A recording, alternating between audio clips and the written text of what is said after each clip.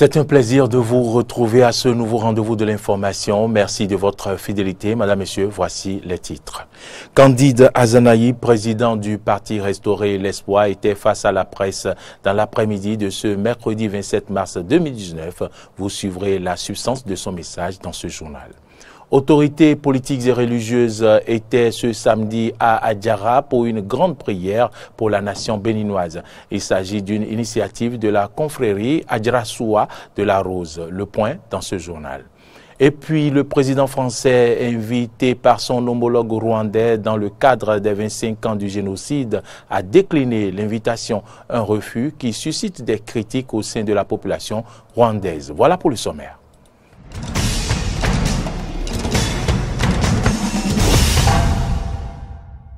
Bienvenue dans ce journal. Nous démarrons par le Conseil des ministres qui s'est tenu ce mercredi 27 mars 2019 sous la présidence du chef de l'État Patrice Talon. Au cours de la séance, plusieurs décisions ont été prises. Entre autres, audit de la gestion du service de greffe du tribunal de première instance de Cotonou au titre des années 2011 à 2017. Je vous invite à suivre ici un extrait du compte rendu lu par le ministre Oswald Omeki.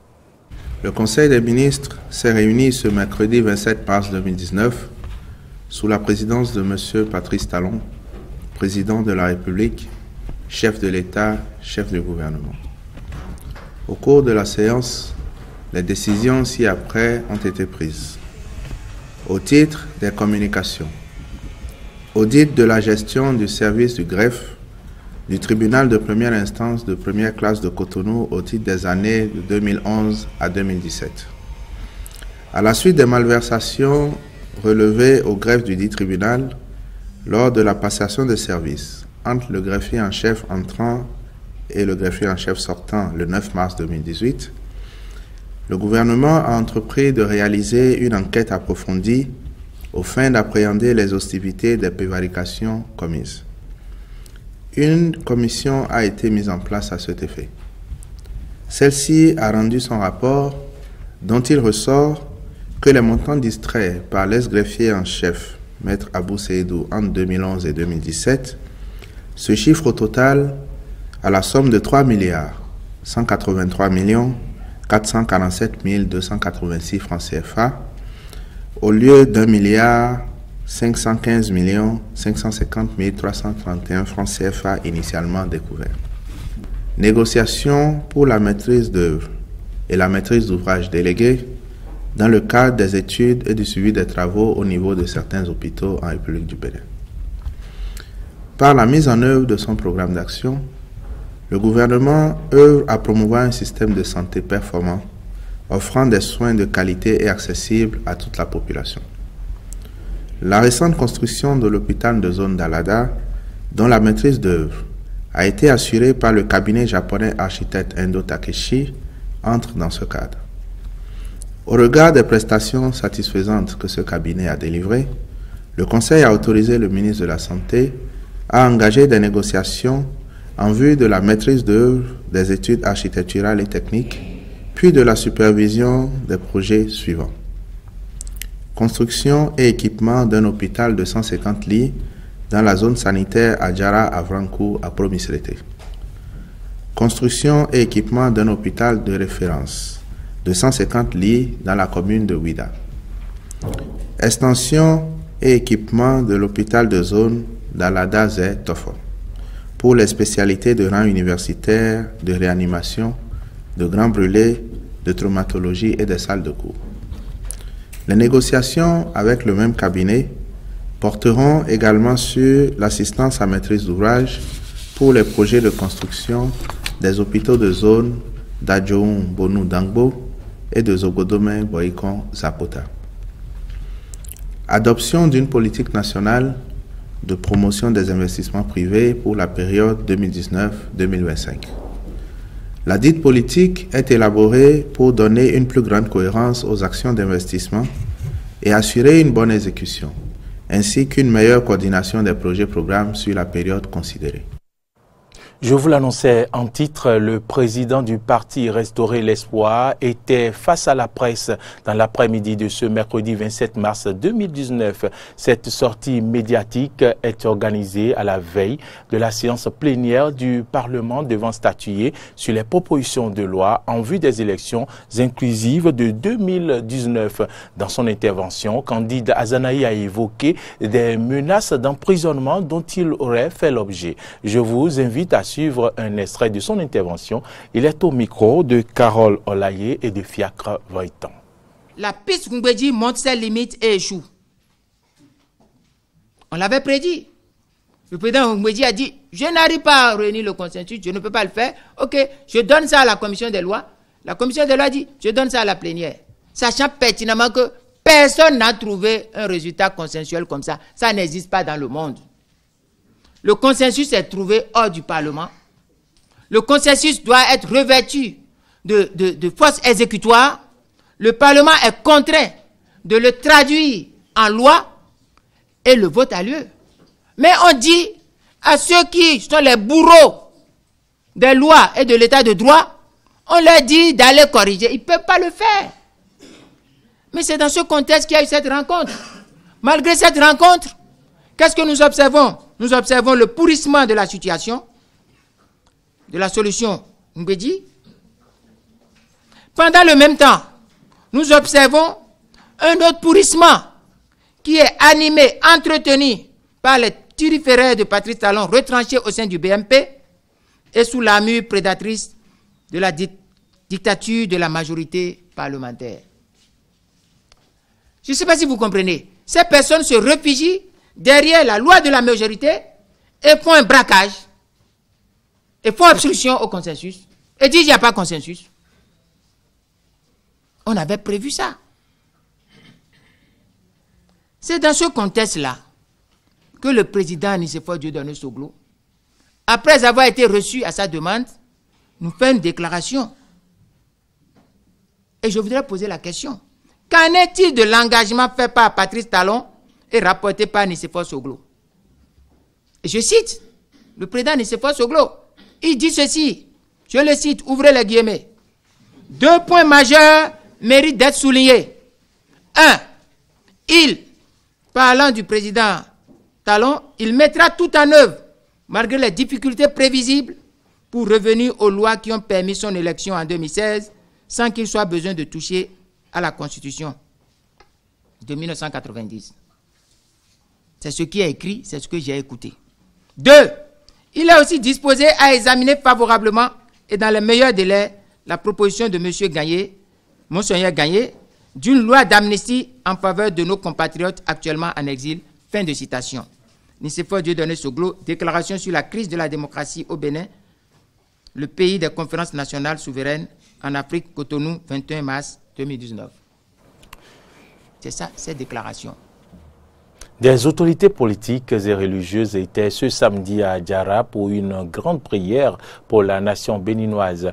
Il s'agit d'une initiative de la confrérie Adjara Soua de la Rose, qui est une congrégation des cultes endogènes qui œuvre pour la paix au Bénin et dans le monde entier. Suivons ici un extrait des propos de ces personnes. C'est pour nous un immense plaisir de vous accueillir ici au temple de la Sainte Confrérie Adjara Soua de la Rose, dans la commune d'Adjara, pour une grande prière sur la nation béninoise, sur les institutions de la République, le gouvernement, pour des élections législatives apaisées en cette année 2019. La cérémonie de ce jour est la consécration de plus de 7 jours de prière et de jeûne entamés par les fidèles dans notre confrérie dans le sens de la paix au Bénin.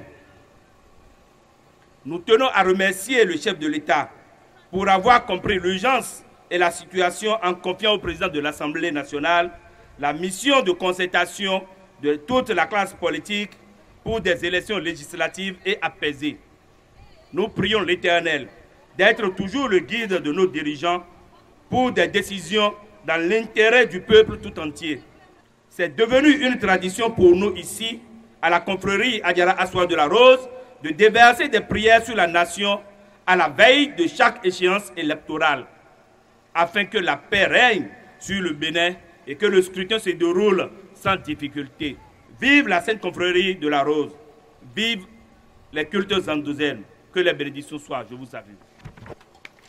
Président de la République, cher papa Patrice Talon, nous, vos petits-enfants, nous vous saluons pour tout ce que vous faites pour préparer un avenir meilleur pour nous et après nous. Nous prions beaucoup pour vous, pour que la paix règne dans notre cher pays. Cher président de la nation, nous vous demandons pardon au nom de nos parents d'effectuer les élections dans la paix et la tranquillité pour une très bonne image que vous avez déjà et que vous l'auriez tous les jours de votre parcours. Nous en profitons pour remercier très sincèrement le président Adrien Mbedi pour le rôle de médiation qu'il joue avec les honorables députés pour les élections législatives dans la paix. Merci et que les bénédictions soient. Autre information, dans ce journal, de jeunes développeurs de jeux vidéo se réunissent pour échanger leurs idées à l'occasion du Game Jam du Bénin. L'événement vise à stimuler les jeunes talents de l'industrie dans le pays. Et certains espèrent que les jeux vidéo produits pourront donc représenter l'Afrique sur la scène internationale. Suivez ici les personnes impliquées, les jeunes impliqués dans cette industrie.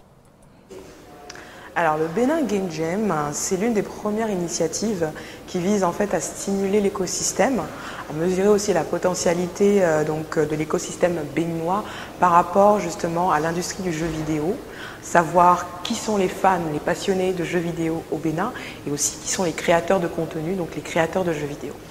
Mais on est complètement disposé à leur permettre d'aller vers un projet d'entrepreneuriat, à voir comment on peut matérialiser leur jeu vidéo, donc leur idée de jeu vidéo, parce qu'il faut savoir qu'en 24 heures, ils ont eu 24 heures pour proposer une idée, proposer une démo. Donc bien évidemment, le jeu ne sera pas fini. Donc on veut pouvoir aller jusqu'au bout avec ces 3 meilleurs pour leur permettre de créer donc un jeu vidéo qui pourrait être disponible sur le Play Store ou sur l'Apple Store.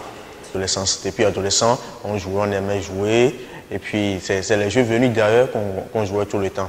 Alors, si on arrive à un moment, à un niveau où des programmeurs africains pensent à trouver le moyen de développer des thèmes, de développer des thématiques à travers des jeux vidéo pour, d'une manière ou d'une autre, régler les problèmes qui se posent à l'Afrique, c'est une bonne initiative. Moi, pendant un bon moment, pour moi, un jeu vidéo, c'est un jeu vidéo du moment que je m'amuse ou j'apprends quelque chose.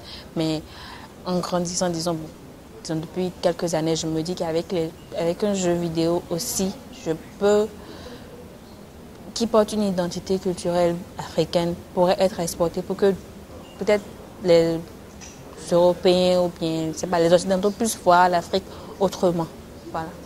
Après l'euphorie de la qualification des écureuils dimanche dernier, comment faire pour que l'équipe nationale ne fasse pas piètre figure en Égypte lors de la Coupe d'Afrique des Nations 2019? La question a préoccupé Frédéric Espoir Voumambou, Fiacre Voitan et Romaric Devauchy. Élément de réponse dans ce reportage. Le drapeau béninois flottera sans aucun doute dans le firmament de l'Égypte en juin prochain. Ce sera lors de la Coupe d'Afrique des Nations 2019. En effet, les écureuils ont réussi leur qualification face au Togo le dimanche 24 mars 2019 dernier. Mais pour Sabi Mekire Amenoulaye, acteur du football béninois, c'est maintenant que le plus dur commence.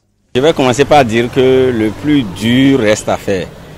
Parce qu'à la fin des 90 minutes, il y avait l'euphorie et tout ça. Mais il faudrait qu'on se dise qu'il y a beaucoup de choses à corriger. Déjà, on a une équipe. C'est pour la première fois qu'on a une équipe aussi fournie. Ça, je l'ai dit même avant le match. dans tous les compartiments de jeu, on a des joueurs qui quand même savent toucher au ballon. Et ça, c'est pour la première fois. Mais en dehors de ces joueurs-là, il y a encore d'autres joueurs qu'on peut déjà approcher là-bas pour les faire venir et renforcer un peu l'équipe. Mais avec cet effectif-là, même avec ceux qui ont joué dimanche, je crois qu'on peut mieux faire par rapport aux autres participations. Et selon ce féru supporter des Écureuils, le premier grand pas à poser à non la bonne organisation. Il faut déjà commencer par penser à l'organisation, parce que c'est le plus important. Il faut commencer par penser à l'organisation, mettre les joueurs à l'aise, les supporters, comment organiser tout ça pour que, arriver en Égypte, qu'il n'y ait pas de ces petits problèmes-là. Parce que la CAN ne se joue pas seulement sur l'aire de jeu, la CAN se joue aussi en dehors de l'aire de jeu.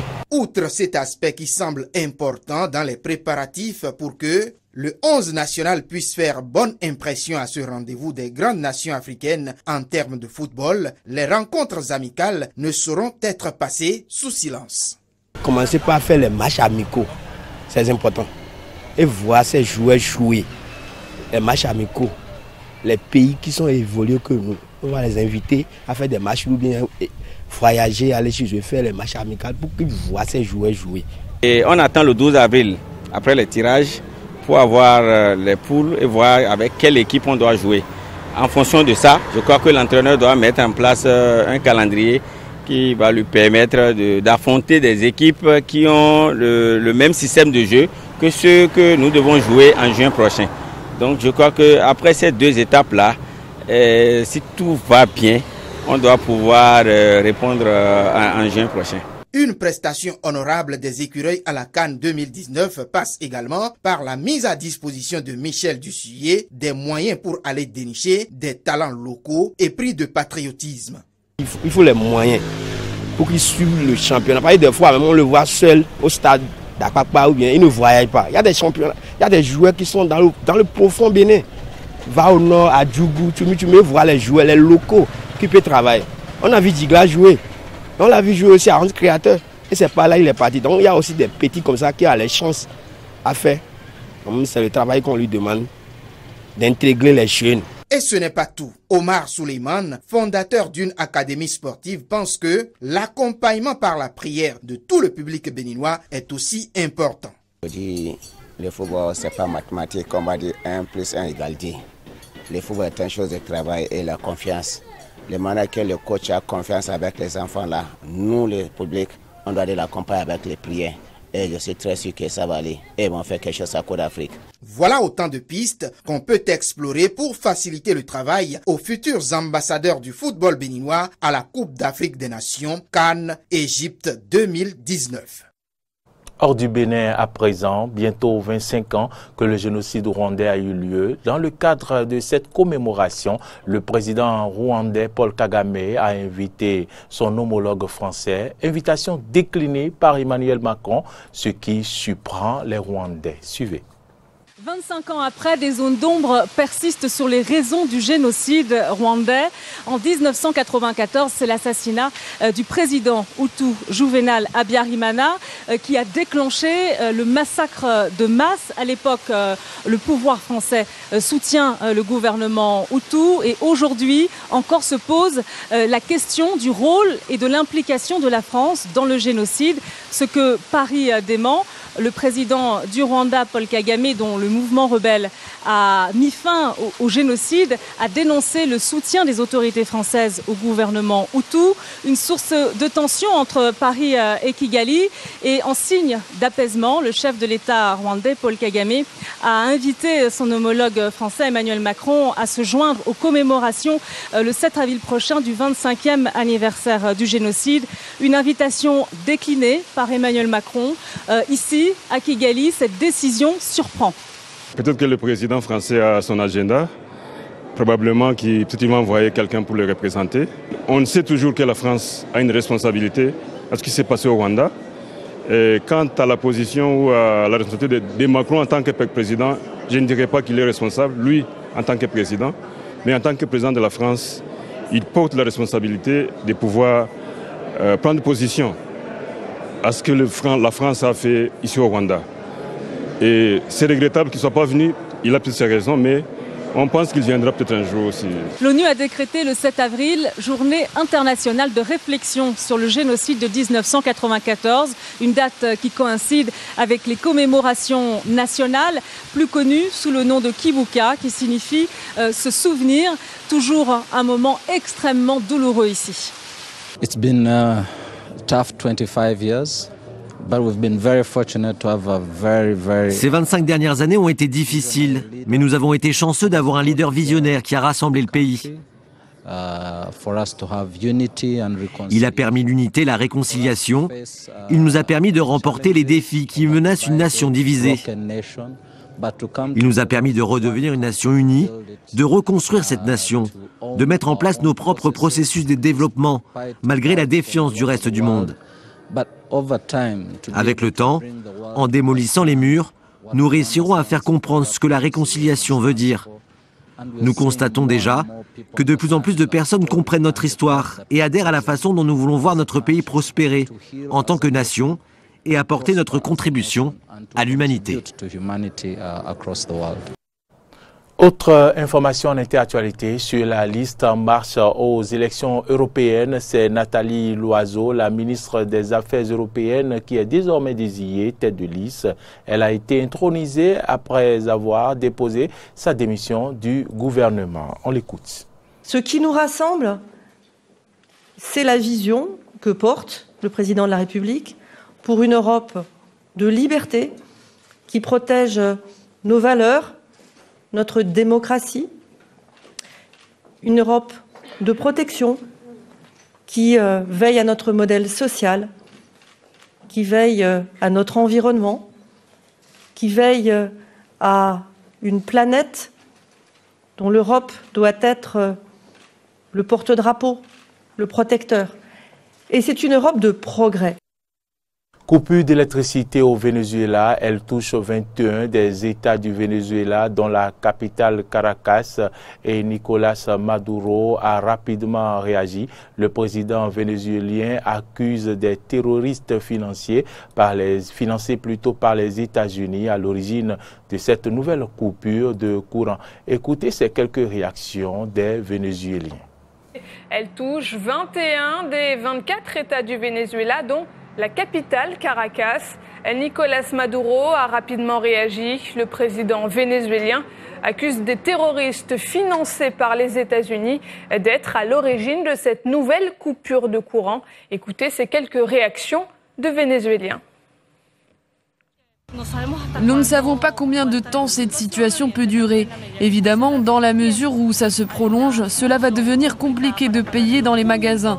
Peu d'établissements ont des générateurs et les gens s'inquiètent de plus en plus. L'incertitude dans laquelle nous sommes fait que l'on achète avec modération, parce qu'on ne sait pas si l'on risque de perdre ce qu'on a acheté à cause du manque d'électricité. La question de la réfrigération est une énigme. C'est donc sur cette information que se referme ce journal. Merci à toutes et à tous de nous avoir suivis.